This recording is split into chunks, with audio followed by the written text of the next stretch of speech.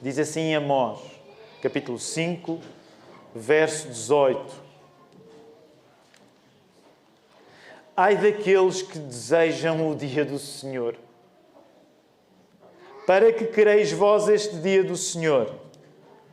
Trevas será e não luz. E agora recuamos um pouco para Oseias, capítulo 14, verso 1 e 2. Converte-te, ó Israel, ao Senhor teu Deus, porque pelos teus pecados tens caído. Tomai convosco palavras e convertei-vos ao Senhor. Dizei-lhe, expulsa toda a iniquidade e recebe o bem. E daremos como bezerros os sacrifícios dos nossos lábios. Mensagem que nesta manhã vos quero pregar combina com a semana que terminou.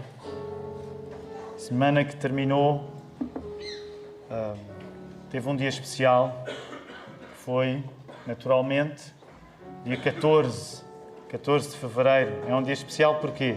Porquê que é um dia especial, queridos irmãos? Porque o pastor Filipe faz anos, exatamente.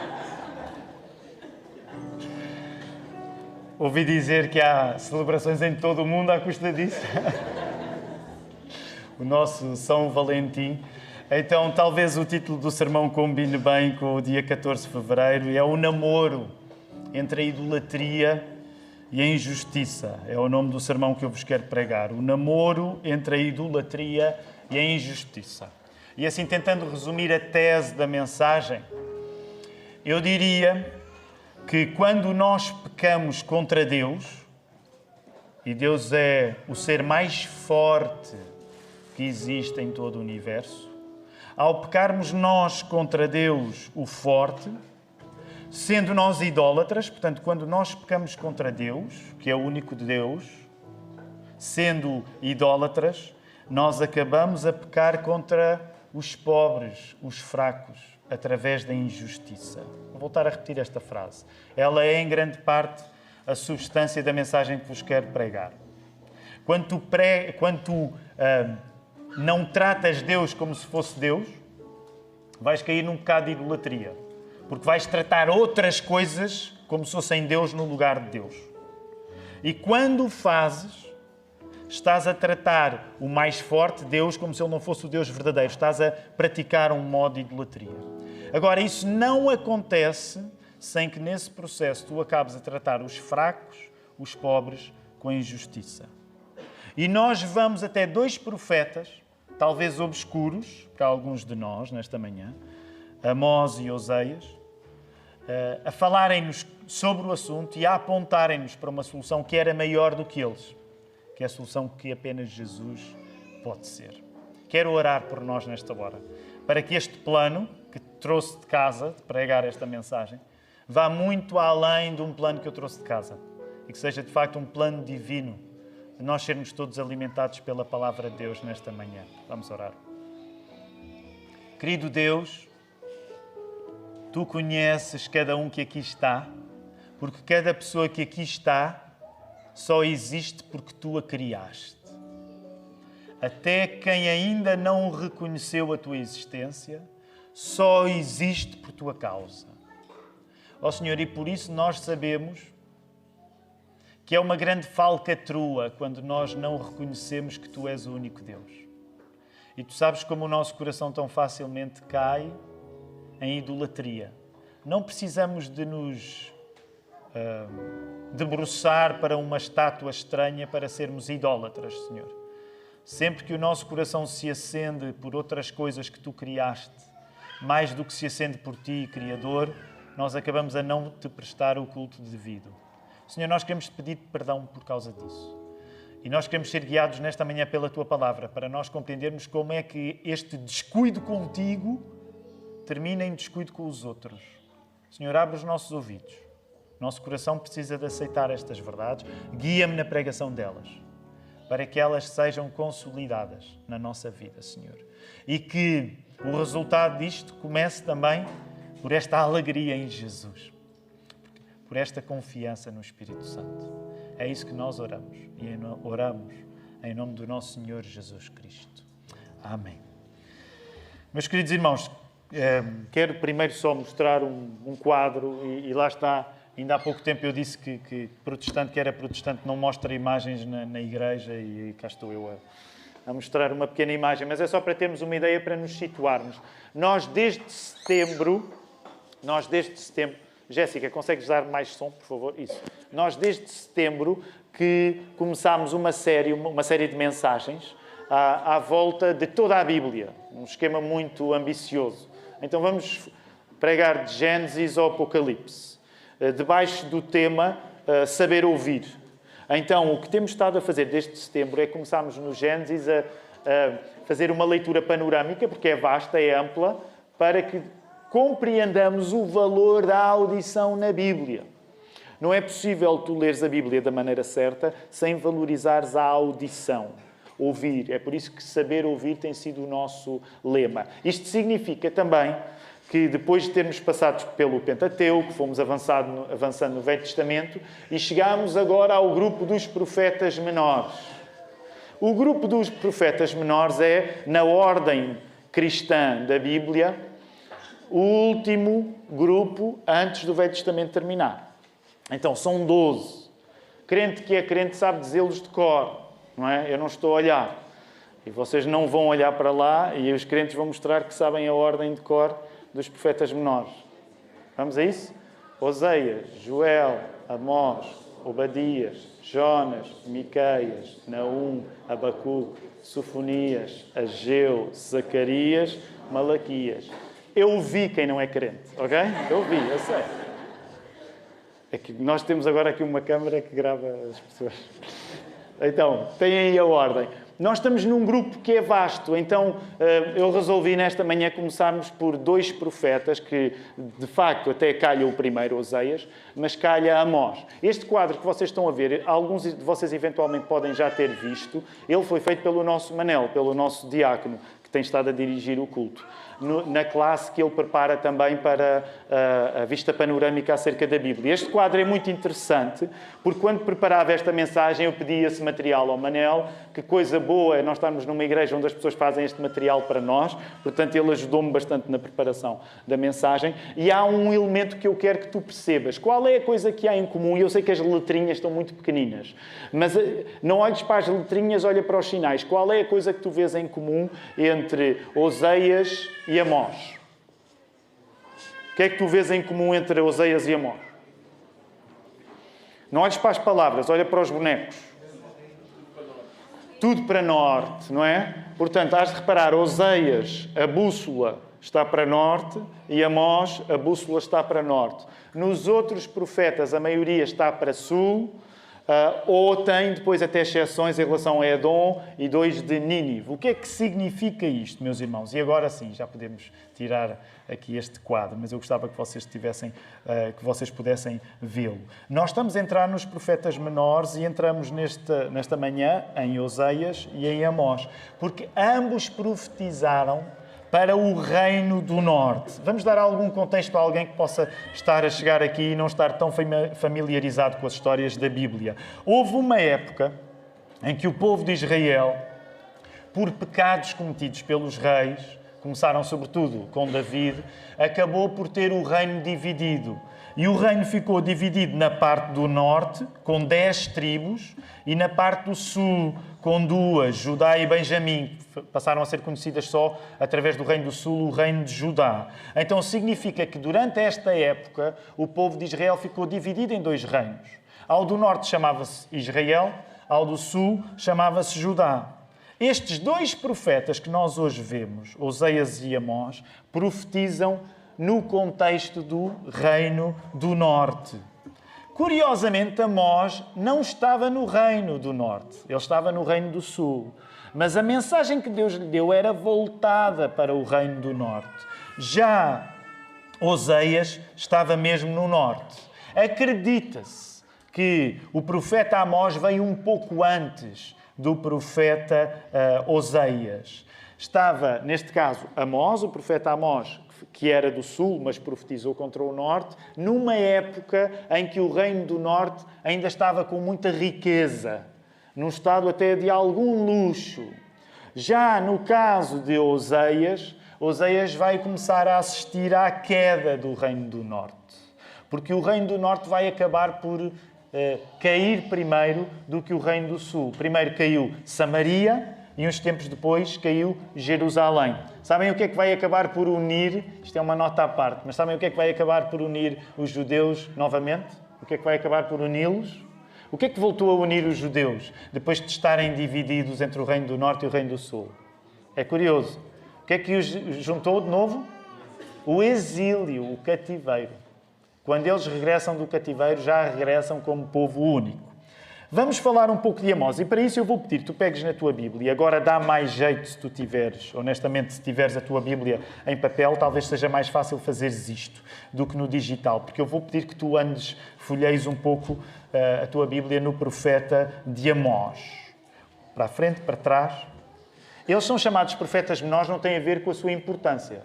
Eles são tão importantes como os outros, mas tem a ver com o facto destes livros são todos mais breves do que os profetas que nós já vimos antes. É por isso que eles chamam menores, não tem a ver com a sua importância. Amós, em particular, está num contexto de ainda haver paz e prosperidade, com um rei que se chamava Jeroboão II. Porquê? Porque Jeroboão II tinha sido um rei bem sucedido em vitórias militares. Até tinha aumentado um pouco o território do Reino do Norte.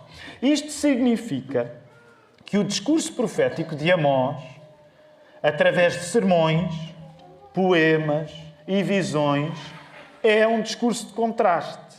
Porquê? Porque o povo anda refastelado nos seus palácios, nas suas casas de verão, indiferente à injustiça que calha aos outros, também à custa da influência e da idolatria. E tudo isso vai terminar. Encontras esta frase agora. É uma frase longa, mas para resumir um pouco, okay, é um resumo muito simplificador, neste caso, do profeta Amós.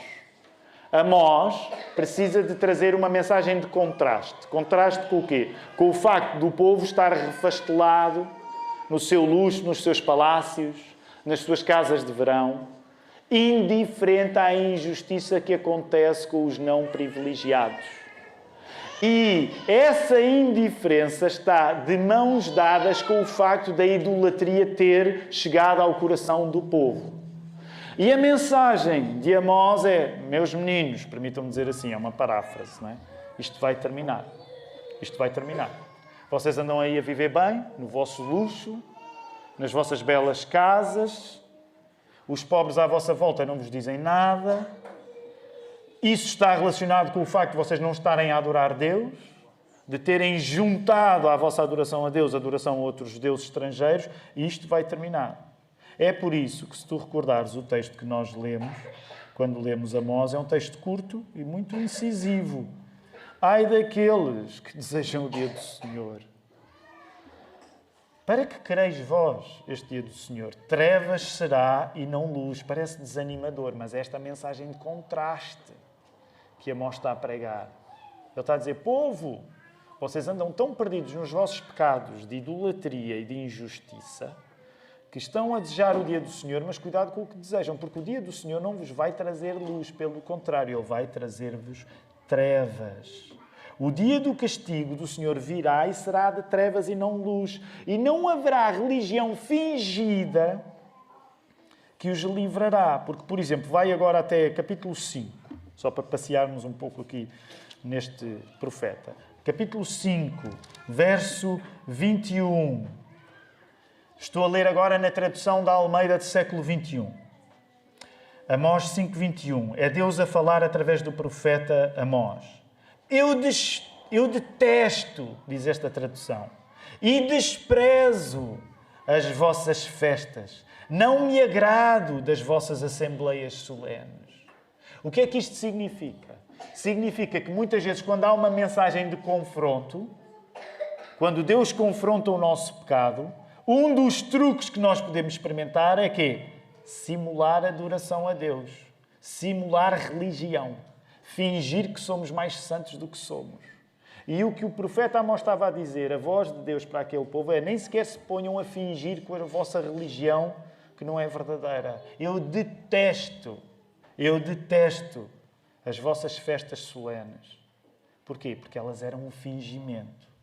À medida que tu vais lendo isto, por difícil que seja ler estes profetas, e eu vou ser sincero contigo, não é fácil ler profetas na Bíblia. E os profetas menores, às vezes, ainda mais complicado. E sabes uma coisa que, interessantemente, as nossas Bíblias nem sempre fazem grande justiça? É que, por exemplo, tu, olha lá a minha, aqui a Almeida século XXI. O texto é corrido. E o facto do texto ser corrido muitas vezes não ajuda. Porquê? Porque a grande maioria destes profetas menores, o texto é poético. O que significa que, uma vez estás a ler um profeta a falar no nome de Deus, mas através da poesia, até isso nos leva a precisar de dar mais atenção. Quando nós lemos, isto parece-nos quase um relatório. Então ficamos mais distantes de compreender aquilo que o texto está a querer dizer. E quando tu pegas num profeta destes, estás a ver visões e é estranho.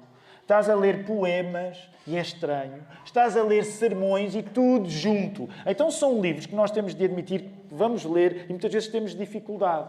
É por isso que precisamos de ler isto juntos e compreender o que aqui está a acontecer. Em vários assuntos, uma das coisas que o profeta Amós vai sublinhar, e não será só ele, já vamos ao caso de Oseias também, é: não vale a pena tu disfarçares o teu pecado com um culto falso. Esse é sempre o truque mais fácil. Nós disfarçarmos o amor que não temos por Deus com solenidade. E temos que começar a reconhecer estas palavras aplicam-se a nós. Não são só há mais de 2000 anos. Aplicam-se a nós. Quantas e quantas vezes nós não somos tentados a disfarçar o fogo que não sentimos no coração através de uma religião de formas. E repare, interessante, vai aí a partir agora do capítulo 7. Entre o capítulo 7 e o capítulo 9 tu tens uma parte fascinante, que são visões. Amós tem visões. E tem visões, no mínimo, inesperadas. Por exemplo, o Amós tem uma visão logo no início do capítulo 7 que é de gafanhotos. Não é? Uma praga de gafanhotos. Dependendo da tradução, às vezes tu tens a locusta, não é? É uma palavra que deixámos de usar. Mas uma praga de gafanhotos. Depois as visões continuam, elas continuam a ser inesperadas. Tem, por exemplo, a visão de um fogo terrível. Depois tem uma visão de um cesto de frutos de verão. E finalmente terá a visão do altar do templo de Betel a ser destruído. É por isso que quando nós estamos a ler estes livros, é complicado. Isto pede de nós. Porque se nós não fizermos contexto, parece assim uma enxurrada de visões estranhas. Parece...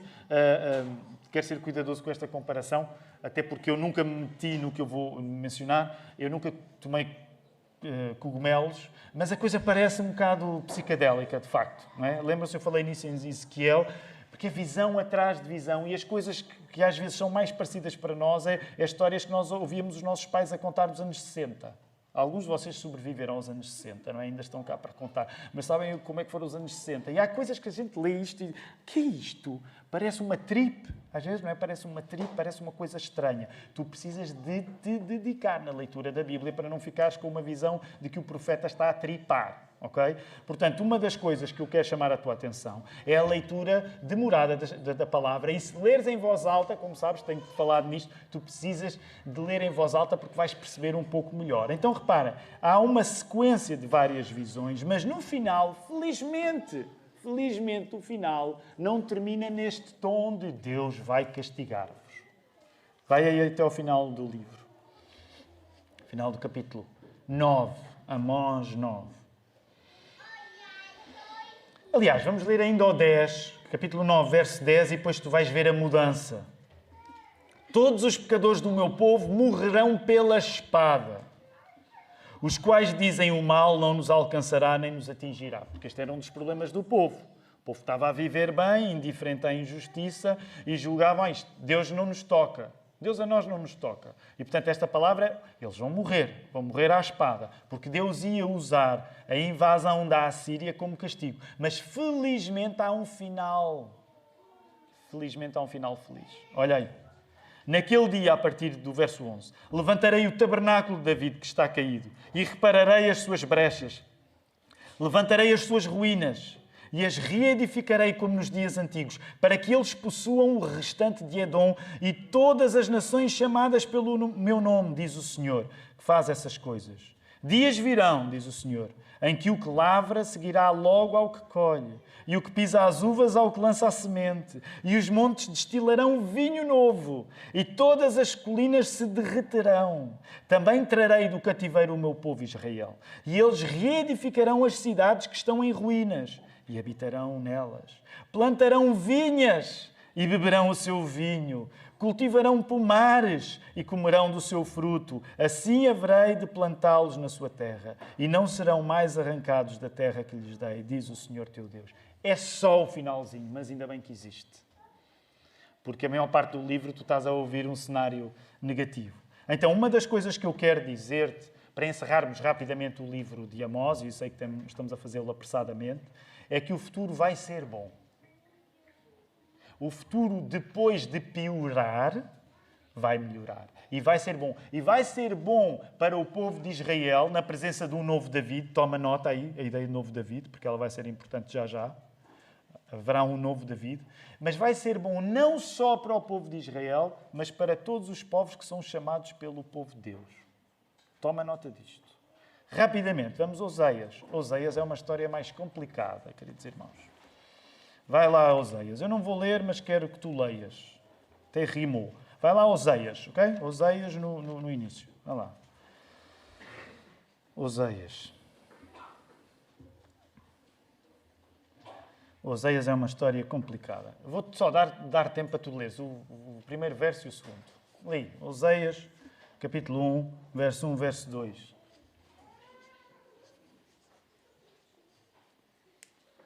Uma história complicada.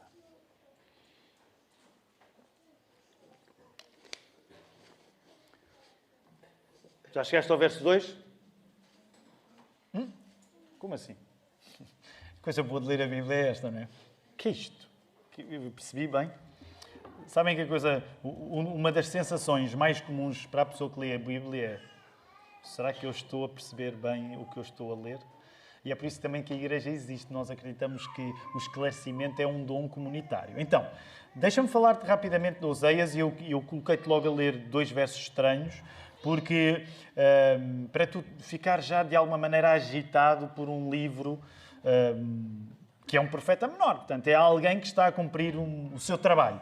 Oseias escreveu por um período longo este seu livro. Há quem calcule que possa ter levado cerca de 25 anos. Portanto, imagina, uma coisa que tu lês rápido na Bíblia e que te parece uma coisa única, feita do início ao fim, pode ter levado 25 anos. Portanto, tens aqui vários ingredientes no livro de Oseias. E, uma vez mais, à semelhança de Amós, a forma maioritária seria poética. Alguns de vocês eventualmente terão traduções onde o texto não parece todo corrido e aparece de uma forma poética, porque a maior parte do texto aparece em forma poética. Oseias faz uma coisa estranha. Vamos lá falar acerca disso. Oseias casa-se com uma mulher adúltera, por ordem de Deus. Agora, é no mínimo estranho, certo? Daí que os teólogos discutem se a sua mulher de Oseias, como é que é o nome dela? Quem é que se lembra? Gomer.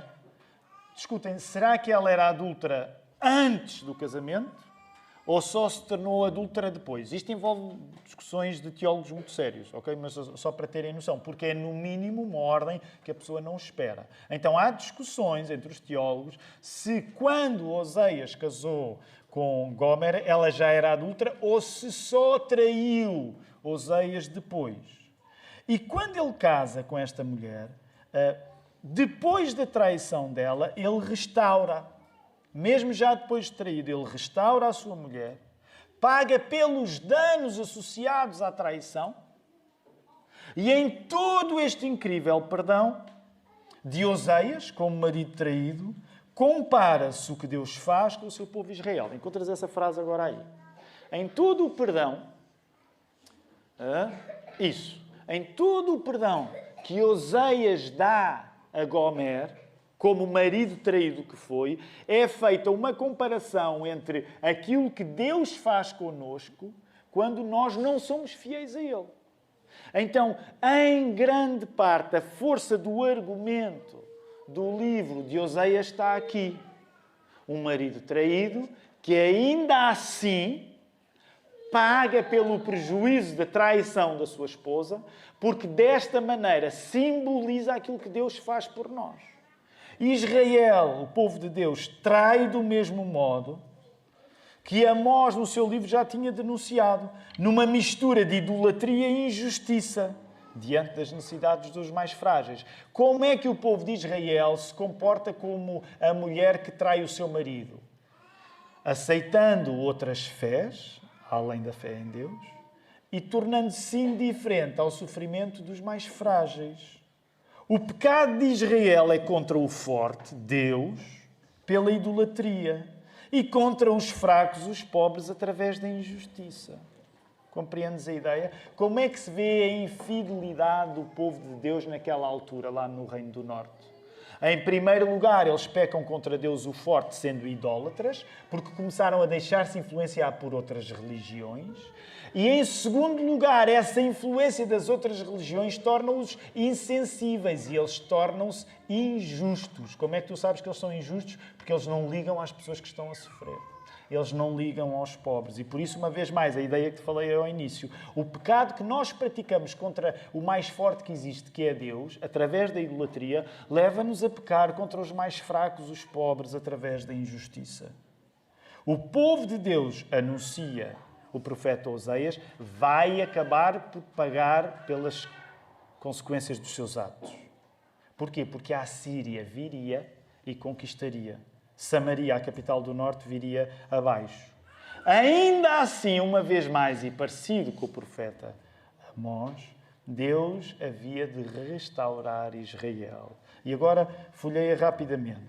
Capítulo 3 de Oseias. Nessa figura de Oseias resgatar a sua mulher. Tu tens a importância do marido traído que ainda assim vai além da traição que sofreu. Se avançares depois, por exemplo, para o capítulo 11, o amor do Senhor é tão bonito. O capítulo 11 é mesmo bonito. Se fores muito preguiçoso e não conseguires ler nada, lê, por favor, hoje ainda este capítulo 11. É muito bonito. Vê só o início. Quando Israel era menino, eu o amei e do Egito chamei o meu filho.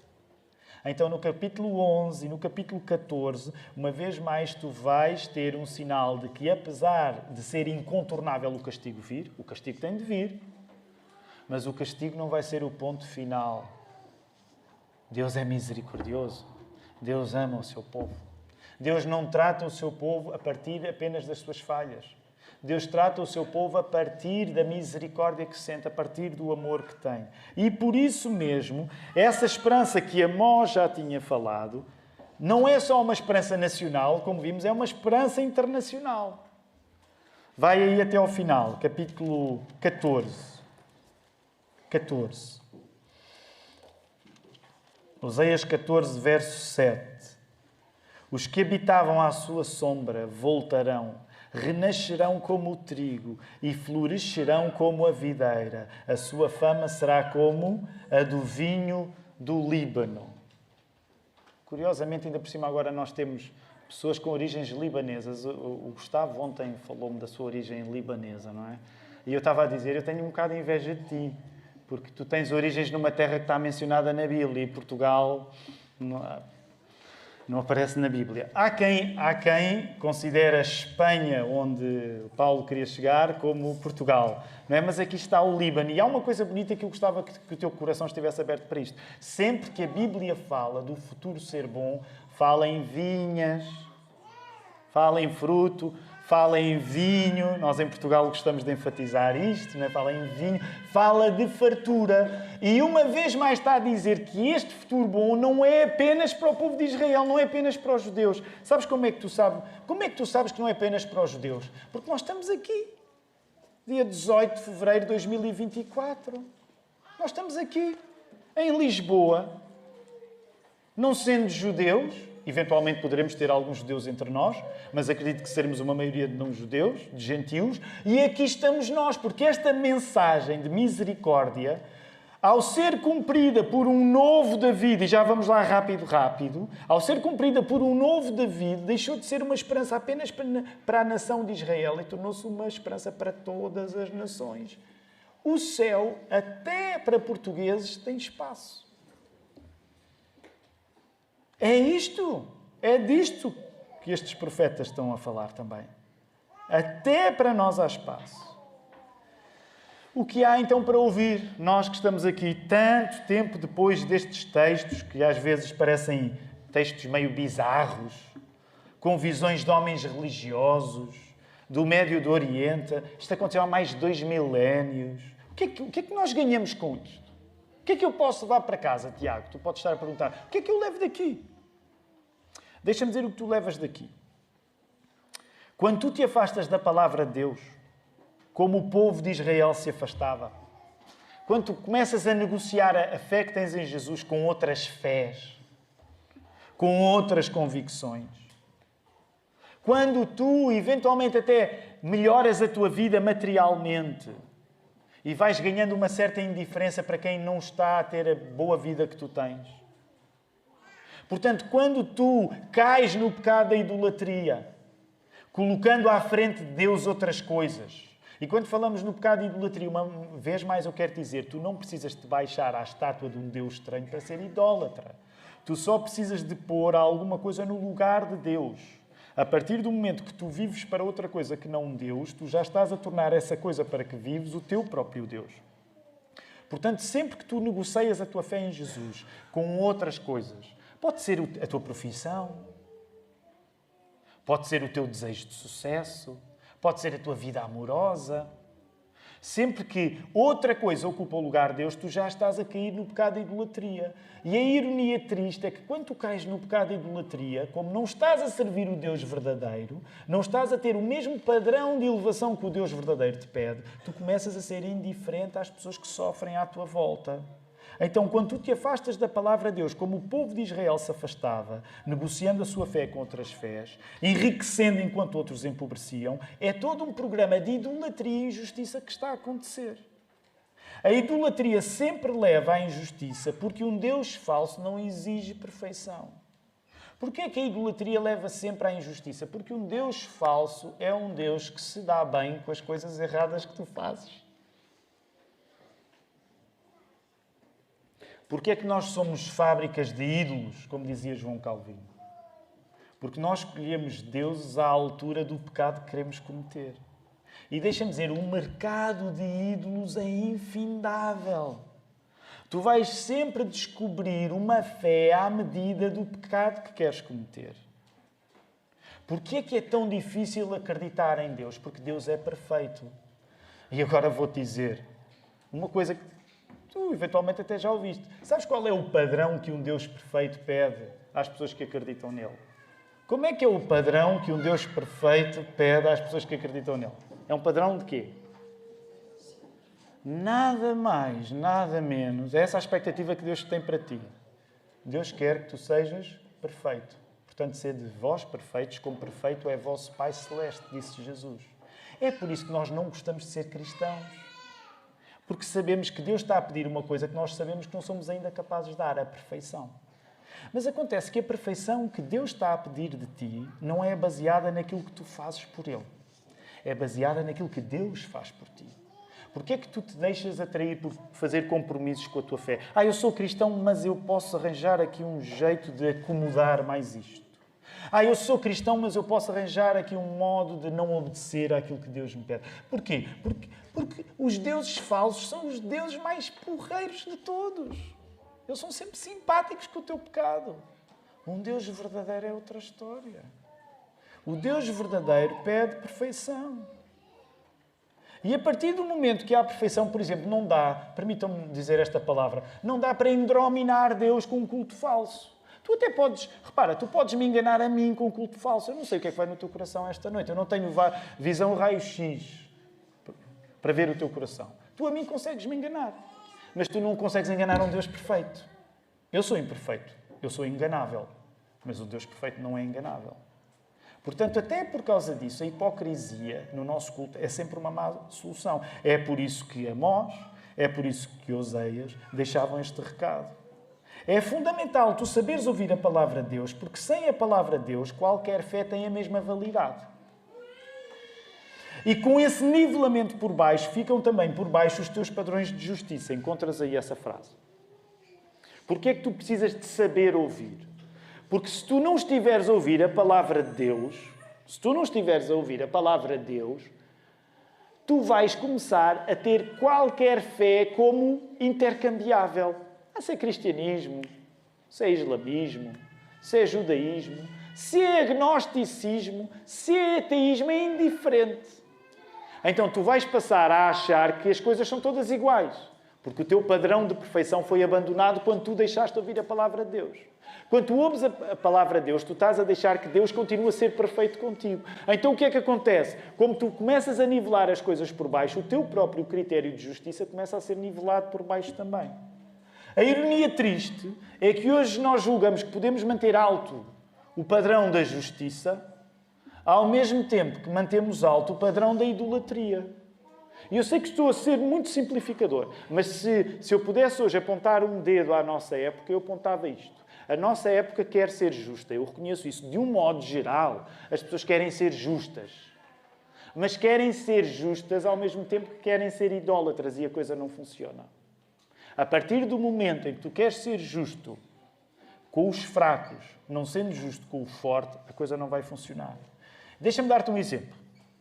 Temos de terminar, que ainda temos batismos para fazer. Mas quero ser cuidadoso, mas acho que é um exemplo que vale a pena dar. De um modo geral, ainda por cima agora em época de eleições, de um modo geral, mesmo tu ouves os políticos, todos os políticos da esquerda para a direita mostram uma vontade de acabar com a pobreza.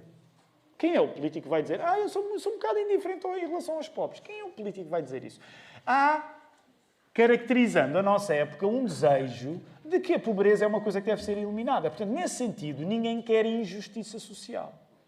Mas, curiosamente, quando tu falas num assunto como, por exemplo, o aborto, a coisa muda de assunto, muda de perspectiva. Portanto, as pessoas já estabelecem uma diferença muito grande entre o frágil, que não tem, com o frágil que nem sequer chega a ter. Portanto, significa que as pessoas vão querer alguns padrões de justiça elevados para aquilo que veem, mas para os frágeis que não se veem ainda, o padrão pode começar a descer de nível. Compreendem a ideia? É por isso que nós, como cristãos, aquilo que nós defendemos não é marcado por uma escolha política. É marcado por princípios bíblicos. E porquê é que uma vez mais é importante dizer isto? Porque eu não consigo ler Oseias e não consigo ler Amós sem pensar que, infelizmente, nós andamos a separar coisas que Deus junta. Nós não podemos separar a nossa preocupação da idolatria com a nossa preocupação da injustiça. E, infelizmente, muitas vezes andamos a fazer. Porquê? Porque começámos a seguir agendas políticas e não agendas bíblicas.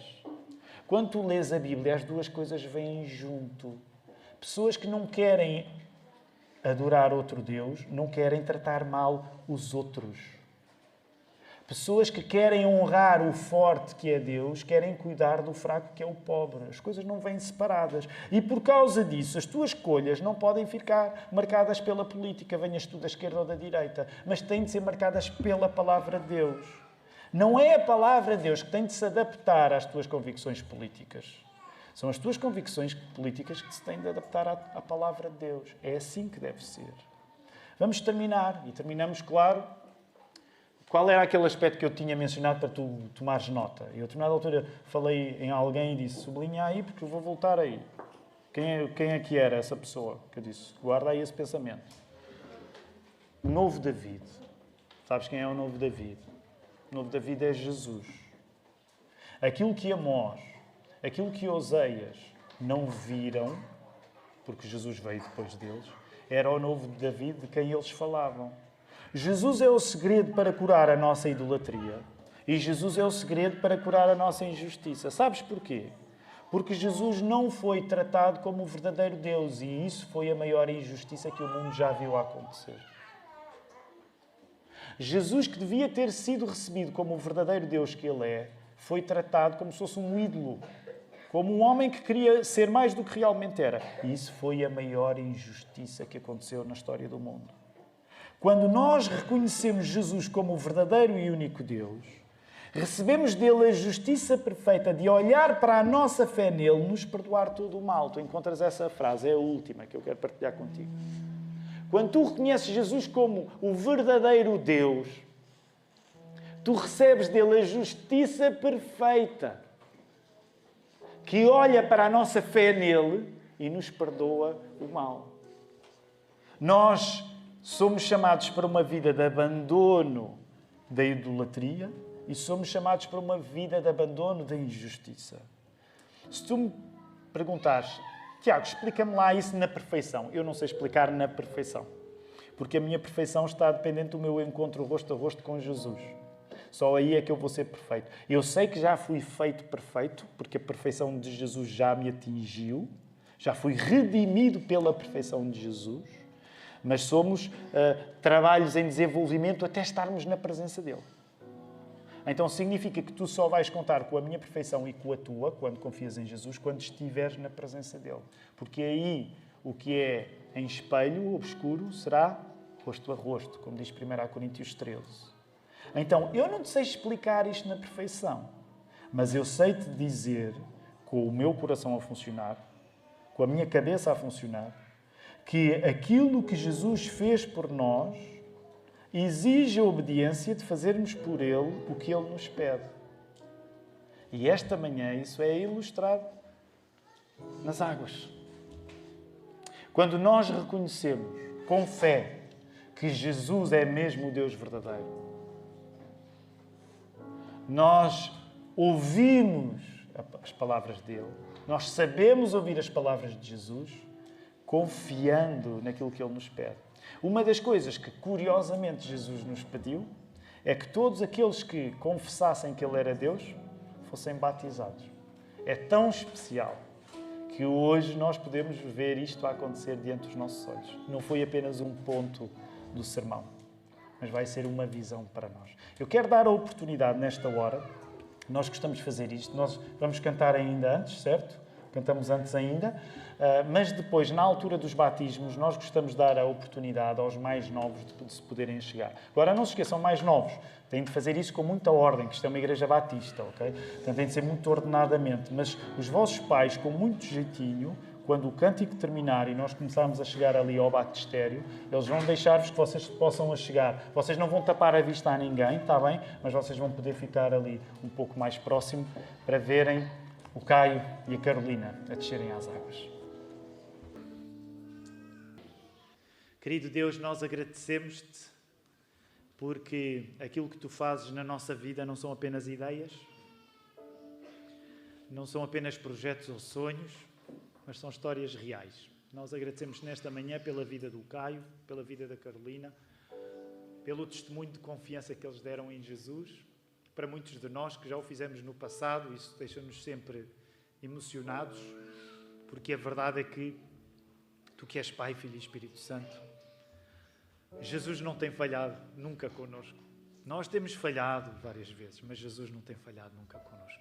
Ó Senhor, é isso que nós te pedimos também possa acontecer naqueles que ainda não conhecem Jesus, que possam confiar no Verbo eterno que nunca falha, que está sempre ao nosso lado, que nos dá a vida real e a vida futura e a vida eterna, Senhor.